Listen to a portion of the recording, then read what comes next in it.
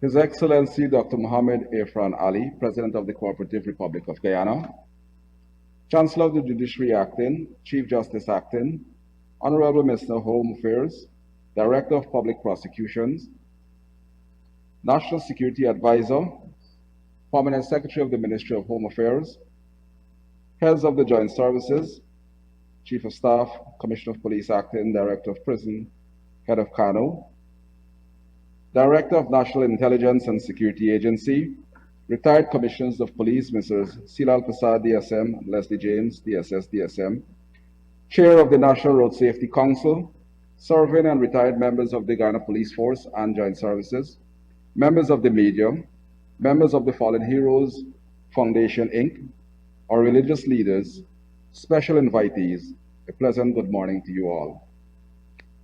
The Guyana Police Force is indeed delighted to host everyone present here today for yet another annual Police Officers Conference with the theme Promoting Improvement of Public Trust and Confidence, Maintaining Safety and Security Through Competence, Professionalism, and Partnerships. At the opening session of the previous conference held at the National Culture Center, His Excellency delivered his chart to the Guyana Police Force. He elucidated on the criteria to achieve success, that is, to provide adequate security to the public by the Guyana Police Force. We must have appropriate resources, both material and human, the right partnerships, and strategies to combat crime. His Excellency gave his government's commitment to provide unwavering support to the force to achieve swift acquisition of material resources, including vehicles and equipment, develop our human resources, and encourage that we forge strategic partnerships and form effective crime-fighting strategies. To face prevailing and future security challenges we faced. Regarding the acquisition of material resources and human resources development through scholarships and other professional training, His Excellency's pledge at Conference 2021 was definitely sincere. This will be confirmed and the details are provided shortly by the Commissioner of Police in his presentation. Nevertheless, being emboldened by His Excellency's encouragement to foster strategic partnerships resulted in the Guyana Police Force establishing memorandum of agreements and memorandum of understanding with tertiary institutions such as the University of Guyana, Nations University, Inc., and professional skills training agencies such as Classic School of Accounting, GTI, GITC, the Ministry of Public Services and its training center, Global Technologies, to name a few. Importantly, these partnerships are in addition to those existing ones with CBSI Connects, Cops and Faith Networks, CPG, Station Management Committees, the private sector, and Chambers of Commerce. We also developed close working relationship with the Anti-Money Laundering Institute in Miami, USA, and the Police Training Institute in Calcutta, India. Moreover, within the past year, we have managed to secure scholarships as follows: 2 ranks to pursue degree in aeronautical engineer, 1 at Oval and 1 to Barbados; 3 ranks to pursue bachelor's in degree at the University of Guyana; 1 officer to complete ACCA; 1 rank to complete bachelor's in general medicine. The memorandum of agreement with the University of Guyana resulted in several members of the force benefiting from a range of courses in different disciplines and continuing, all sponsored by the Guyana Police Force. Further, several curricula are prepared and awaiting certification, geared specifically to address professional training needs of the organization at all levels, to be delivered at the Felix Austin Police College and the University of Guyana campuses. These programs are situational type training on issues that currently plague us, such as effectively restraining a suspect prisoner, weapons handling and its usage during interactions with members of the public, responding to practical situations such as robbery under arms, public order issues, and fire scenes, etc. Further, the University of Guyana is assisting to make the Felix Austin Police College a bona fide training institution through accreditation by the National Accreditation Council of Guyana, a process soon to be completed. We are at the stage of training our quality assurance team, and certifying the police instructors at the Faculty of Education at the University of Guyana. Moreover, with the assistance of Zara Group of companies, the force is several weeks shy of establishing another computer center at the Wisma Police Station compound, Region 10. Work is presently ongoing to make the facility operational by Easter of 2022. And we are seeking out space to do likewise at Fort Wellington Police Station or nearby, Central Police Station at New Amsterdam, Diamond Headquarters, East Bank, Demerara, to be completed in the year 2022. And as soon as the new police station at the Ramstel West Coast, Demerara, is finished, we are going to establish another center there, perhaps late 2022 or early 2023. This will enable the Guyana Police Force, through the Felix Austin Police College, to conduct certain virtual training, thereby improving our ability to train members of the force at a faster pace without causing too much disruptions to the service delivery of the police regional divisions. It will also assist the trained members of the public, especially youths, in support of the community relations drive. Moreover, the Guyana Police Force would be able to conduct the theoretical driving examination online using the Moodle platform, which would mitigate against complaints of corruption and delays in marking of the examination scripts. This is premised on analysis of investigations done by the Office of Professional Responsibility touching the issue of corruption in the driver's license process, which revealed that frequent and close contact during the tutorial sessions serve as opportunity for enticement. We have already tested the system with good results, drafted the regulations to guide implementation, prepared the demonstration video to be online on our platform soon, digitized all the written materials, and we are now preparing the video audio lectures to cover the topics that we currently lecture to tutorials by the traffic department. As we are establishing efficient and convenient payment system, MMG, payment at the bank, and the traditional walk-in payment before we go to the centers, to be invigilated, of course, by the Cops and Faith networks, and the requirements, ID cards, and PIN remains intact. On developing effective crime fighting strategies, it is twofold: strengthen internal systems and external methodologies. To this end, the Faculty of Social Sciences at the University of Guyana assisted to complete the Guyana Police Force Strategic Plan 2021-2026, together with all the necessary terms of references, policy documents, standard operating procedures, and implementation framework document. These documents are with the Commissioner of Police, awaiting his approval. Externally, serious crimes detection and prevention is now more intelligence-driven. Usage of technology such as drones, CCTV, and other digital systems are in play. And we've had successes with convictions in the court. Additionally, the Department of Law at the University of Guyana is currently assisting the Guyana Police Force Strategic Unit to revise the existing standing orders and establish 10 new ones for the Guyana Police Force. The standing orders will soon be drafted in a professional and legal manner, devoid of conflicts with the Constitution and other substantive legislation, such as the Police Complaint Authority Act, Chapter 17:02, for just $1,200,000 Guyana dollars. It would be remiss of me not to mention that our achievements, especially the improvement of our infrastructure and building, which is visible for everyone to see at Ivleri and across the country, was done by prioritizing our budget, which demonstrates that more could be done with what we have available. That includes rehabilitation of the drill square at TSU, other buildings around headquarters, and of course, refurbishing and make it operational the Sports Secretariat office, which was defunct for almost 2 decades.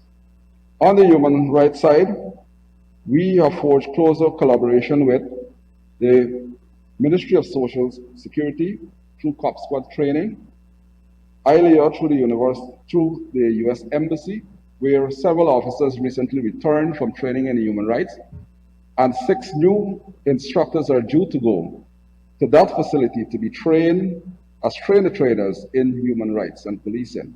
They in turn will lecture at our colleges to policemen and women.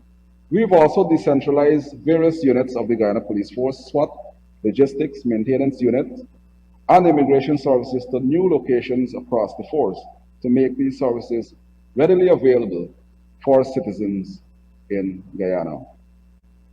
Madam Honorable, Your Excellency, Dr. Mohamed Arfan Ali, President and Commander-in-Chief of the Armed Forces of the Cooperative Republic of Guyana, Honorable Madam Chancellor of the Judiciary, Honorable Minister of Home Affairs, Madam Chief Justice, Ms. Roxanne George, Permanent Secretary in the Ministry of Home Affairs, National Security Advisor, Mr. Jerry Gouveia, Director of Public Prosecutions, Mr. Salimar Aliak, Chief of Staff of the Guyana Defense Force, Mr. Godfrey Best, other heads of the joint services, retired commissioners of police, Mr. Sila Al-Passad and Mr. Leslie James, Director of NISA, Mr. Omar Khan, senior and junior ranks of the Guyana Police Force, senior and junior ranks of the joint services, conference, ladies and gentlemen, members of the media, good morning. Your Excellency, permit me on behalf of the entire force and further to that given by the conference chairman to bid you welcome to the opening ceremony of our annual Police Officers Conference 2022. I wish to specifically extend a hearty welcome to our President and Commander-in-Chief for taking this time off from his busy schedule to be here at conference. Thank you, Your Excellency. I'm indeed eager and excited at the holding of this year's annual Police Officers Conference, where we will review and analyze our operations, administrative procedures, policing challenges and strategies, and plans for the future towards the continuing maintenance of our mandate of ensuring the safety and security of our nation. Our conference theme of promoting improvement of public trust and confidence and maintaining safety and security through competence, professionalism, and partnership has highlighted some of those areas within which we will examine ourselves. Despite challenges and experiences of the past year, the Guyana Police Force has remained committed to its mandate through intelligence-led policing and proactive strategies. Our significant efforts have reduced the crime rate and road fatalities, and we have maintained a stable and safe and peaceful society.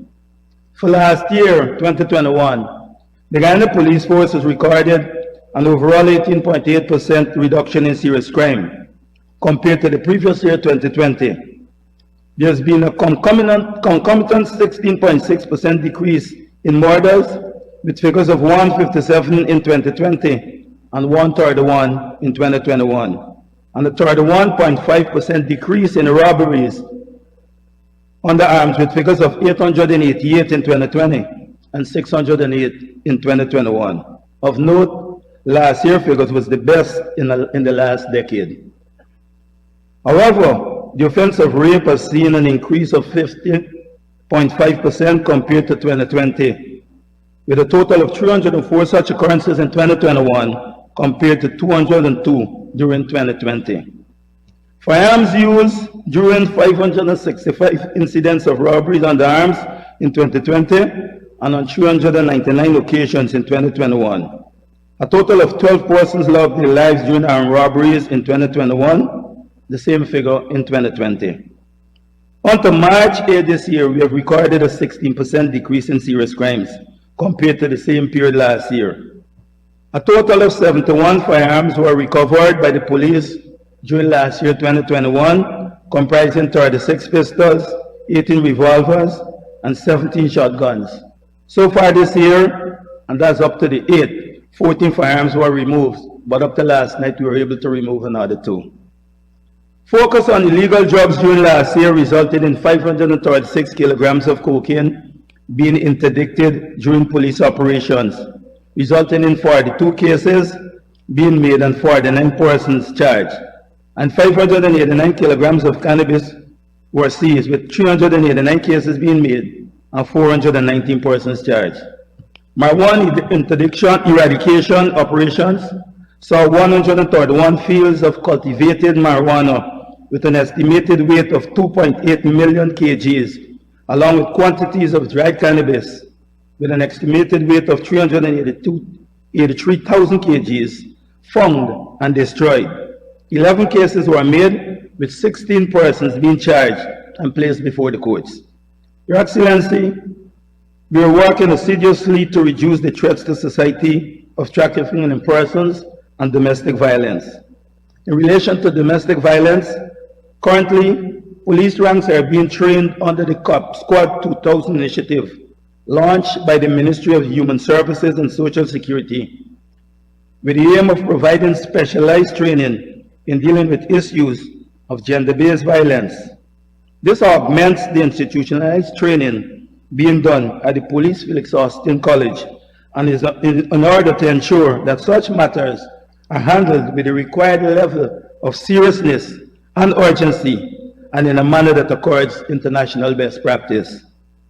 Domestic violence units have been established at the Criminal Investigations Department and in every policing region throughout our country. The availability of statistics reveal that the police received and dealt with 1,692 reports of domestic violence during last year, 2021, resulted in 814 cases and 814 persons were charged. This is in comparison to 1,665 reports in 2020, where 71 cases were made and 771 persons were charged. The police received and dealt with 35 reports in trafficking in person during last year, resulted in 18 cases and 11 persons being charged, while 39 reports were received in 2020, with 8 cases made and 2 persons charged. During last year, 2021, intensified traffic campaigns and the use of radar guns and breathalyzers throughout the country have resulted in significant reduction by 32% in fatal accidents compared to 2020, with 87 in 2021 as against 128 in 2020, and a consequential 29% decrease in road fatalities, with 99 in 2021 compared to 139 in 2020. This figure here is the best in the last 16 years. Pedestrian 30 and motorcyclist 20 have been the major categories of road users who have lost their lives on the roadways last year, with speeding accounting for 37 and inattentiveness accounting for 36, being the main contributing causes. 3 children lost their lives on our roadways in 2021 compared to 5 during 2020. Traffic enforcement throughout the country last year resulted in a total of 11,708 cases for speeding, 1,097 cases for driving under the influence, and 2,089 cases for unlicensed drivers, among others. On to March 8 this year, we have recorded a decrease of 9.5% in road fatalities compared to the similar period last year, with 19 fatalities from 15 accidents this year, as against 21 from 20 last year.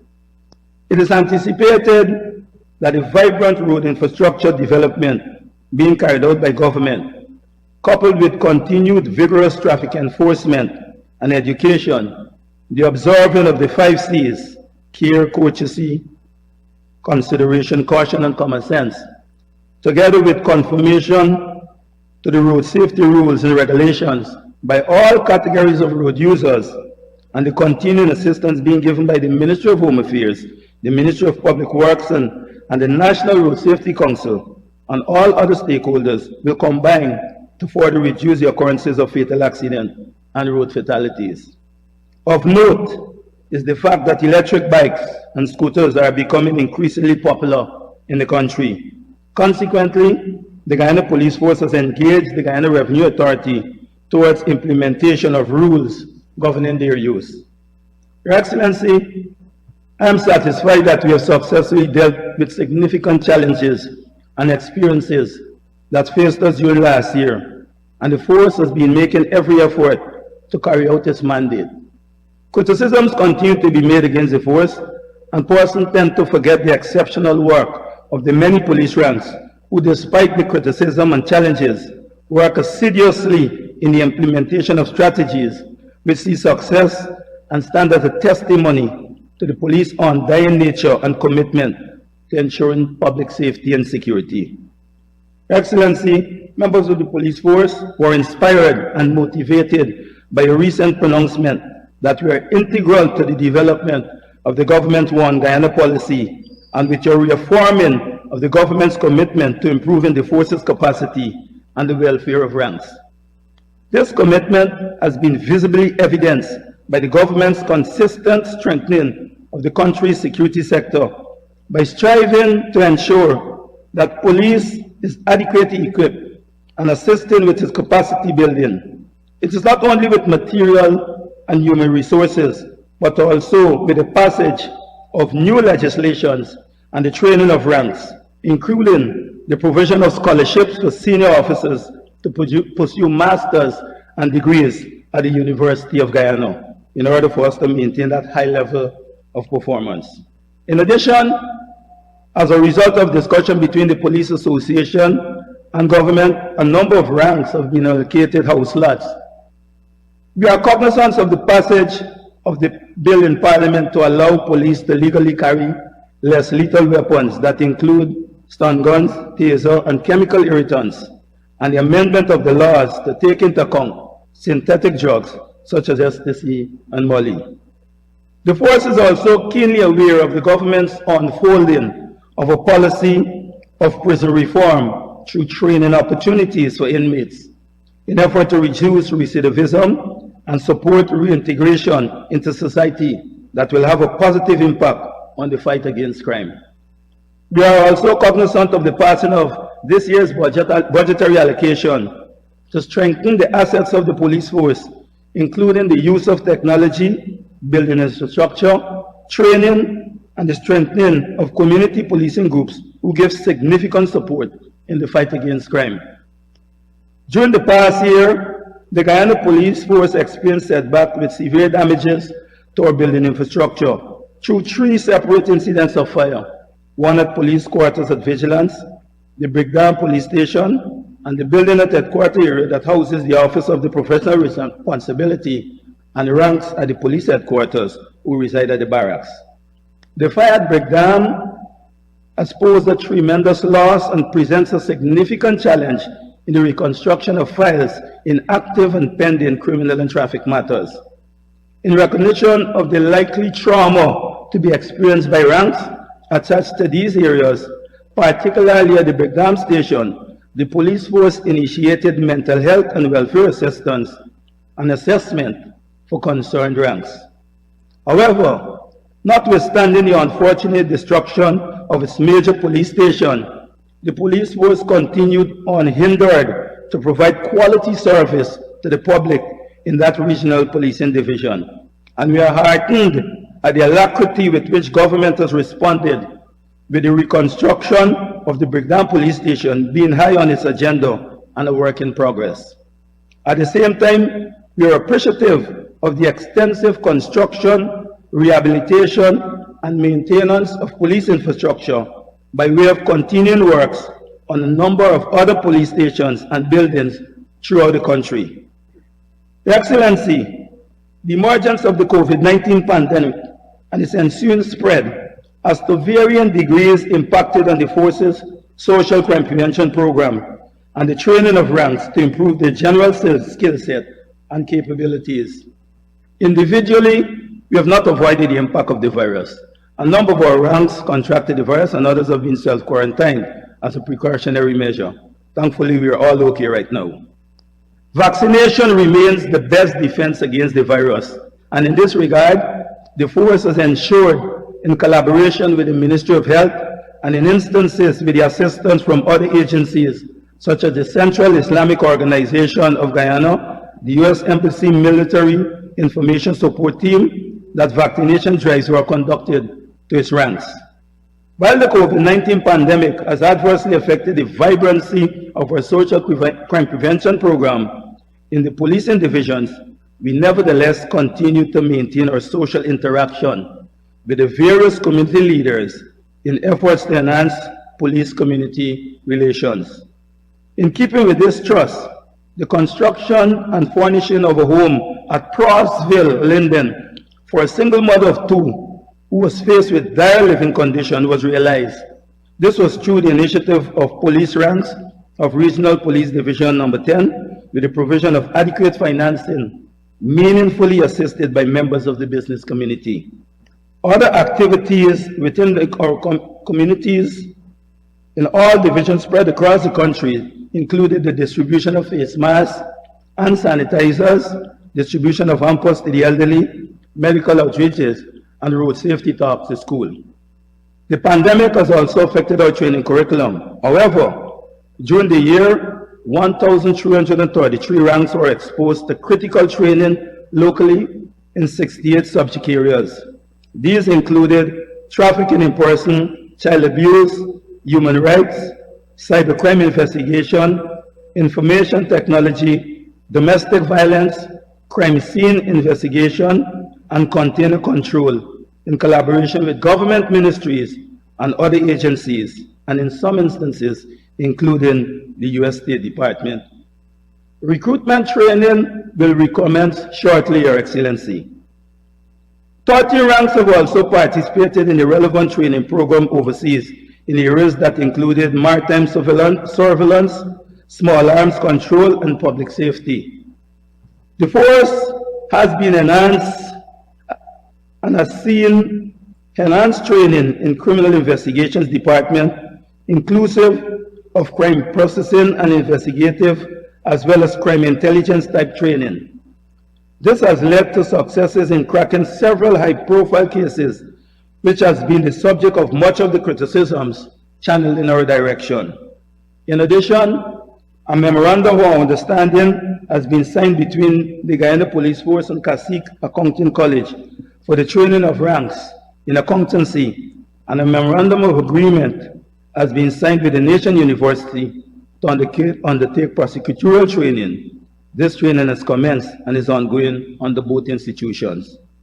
In underscoring the Guyana Police Force's commitment and unwavering support to the development of its ranks through training and education, during last year, a total of 45 members of the force have completed studies at institutions of higher learning, comprising 22 ranks who graduated from the University of Guyana with degrees and diplomas, and 23 others from institutions including the Institute of Distant and Continuing Education.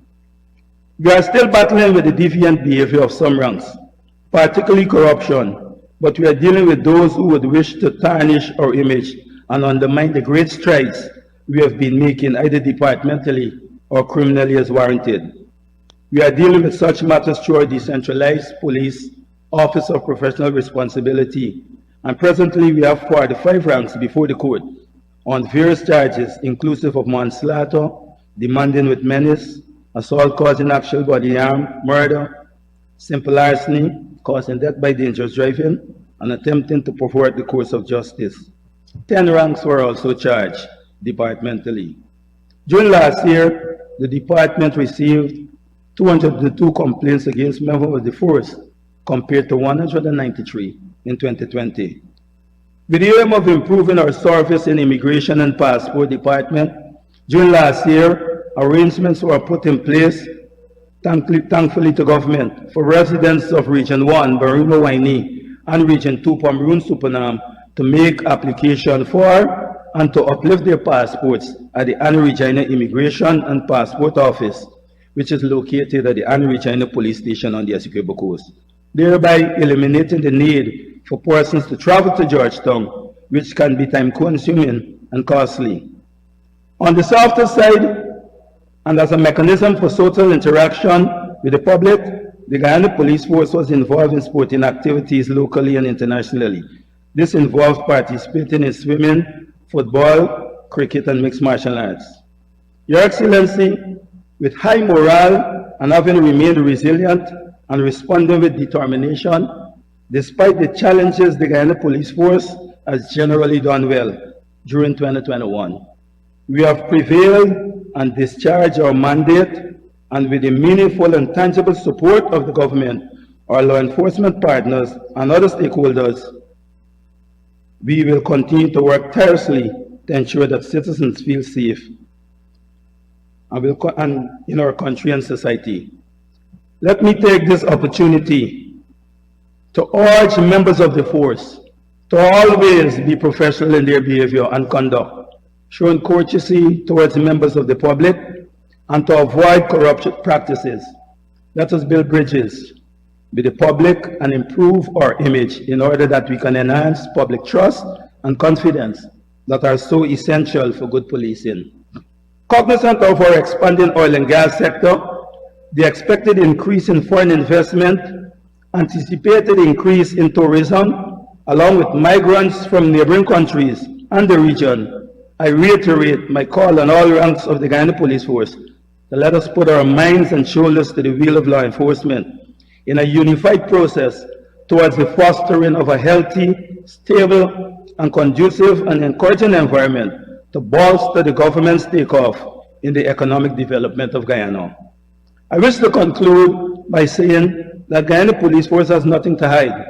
It has sustained its reputation for courage, impartiality, and service to the public over many difficult years. It is important that the integrity, reputation, and tradition of the force be maintained, and with God help, I trust that it will continue to hold its head up high. I thank you.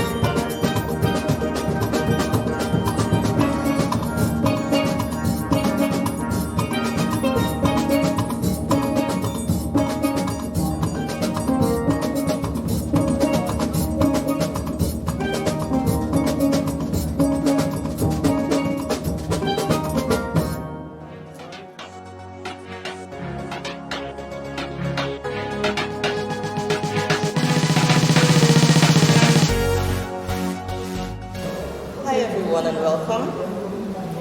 I'm Corporal Noel of the Corporate Communications Unit. It's the third day of Conference 2022, and with me is Ms. Shalon Daniels, Assistant Superintendent of Police and the Court Superintendent of Regional Division 4A. Coming out of your presentation, what implementations or developments can we see coming from your office? All right, good afternoon. It's indeed a pleasure to be here. Thank you, Ms. Noel. Thank you, Corporal Brown. Now, to answer the question as it relates to the immediate development that you're expected to see coming out of the Court Superintendent Office for it, more so the Court Superintendent Office regionally, is a specialized training for police prosecutors in the areas of cybercrime, fraud matters, just to name a few. As you would have seen of recent, there are lots of cybercrime offenses being committed daily in almost all the regions.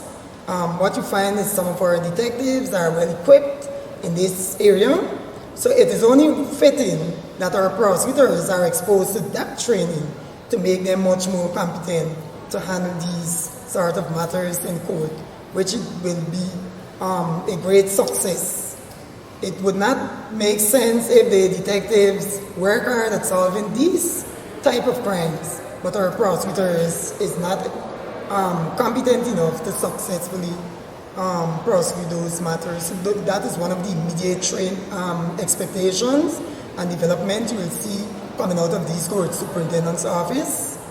Specialized training for our prosecutors. We are also expecting that we will get a green light from admin and DC Ops and our Commissioner of Police as it relates to the package slash stipend or allowance that I would have proposed to each prosecutor. Not only would this do much, but it will definitely motivate these prosecutors and encourage them to take on their job with much more dignity, build their morals, and give some form of satisfaction to the ranks.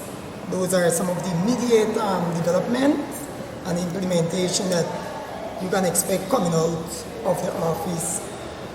Now, as it relates to the assessment, what system is in place for the assessment of these prosecutors?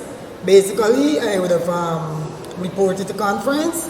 I would have developed my own system there, which is a ledger with each prosecutor that is written up daily and kept in the possession of my secretary on the lock and key. So nobody can insert anything that ought not to be there. So those prosecutors, when they would have uplifted their files on a daily basis for the various courts, at the end of the day, they will report their progress, either one way, whether it's by successes, which is conviction, which court would have imposed that conviction, the magistrate before that accused or defendant would have appeared and would have imposed those sentences upon the defendant. It goes into the prosecutor's record and it is tallied as per a monthly basis, and at the end of the month the prosecutor will know what is the current successes as it relates in numbers to the cases they would have successfully completed and what would have went by way of dismissals.